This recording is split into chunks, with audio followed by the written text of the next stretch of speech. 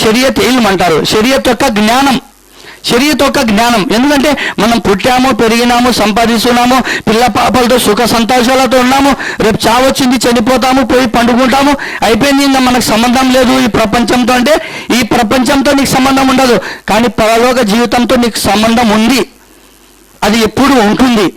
ఆ జీవితం గురించి నువ్వు ఏం తెలుసుకున్నావు? ప్రతి దాని గురించి నువ్వు తెలుసుకున్నావే, నీ సమాధి గురించి నువ్వు తెలుసుకోలేకపోయినావు. ఎప్పుడు తెలుసుకుంటావు?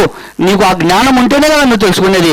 ఒక విశ్వాసికి సమాధిలో పడుకోబెట్టిన తర్వాత అతనికి అడుగుతారు, ఏదైతే దైవదూతలు ఉన్నారో నీ ఆరాధ్య దైవం ఎవరు అని అడిగినప్పుడు ఆ ఒక విశ్వాసి ఏమంటారంటే తన మాటలు చెప్తాడు, నా యొక్క ఆరాధ్య దైవం కేవలం అల్లాయే, అల్లా తప్ప నాకు ఎవరు ఆరాధ్య దేవుడు లేడు. ఎందుకంటే నేను అతన్ని విశ్వసించి తెలుసుకున్నాను కాబట్టి నేను చెప్పగలిగాను. నువ్వు ఎలా చెప్పాను అడుగుతారు దైవదూతలు. నేను తెలుసుకొని నా జీవితాన్ని అలా గడిపాను కాబట్టి నా దేవుడు, నా అల్లా, నా సృష్టికర్త అయినటువంటి వాడు ఒక్కడే, అతని తప్ప ఎవరు లేరు అని చెప్పగలుగుతాడు. ఈ యొక్క ధర్మం ఏది అంటే ఇస్లాం అని చెప్తాడు. ఎందుకంటే ఇస్లాంపై అతని జీవితం గడిచిపోయింది కాబట్టి.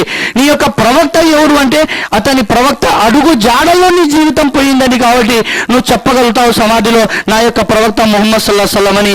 అంటే ఈ ఏదైతే ప్రశ్నలకు సమాధానం నువ్వు ఎప్పుడు చెప్పగలుగుతావు? ఎప్పుడైతే నువ్వు జీవితంలో జ్ఞానం అనేది తెలుసుకుంటావు, అల్లా గురించి, ధర్మం గురించి, ప్రవక్త గురించి ఎప్పుడైతే నువ్వు తెలుసుకుంటావో అప్పుడు నువ్వు సమాధిలో కూడా సాఫల్యం పొందుతావు, పరలోక జీవితంలో కూడా సాఫల్యం పొందుతారు.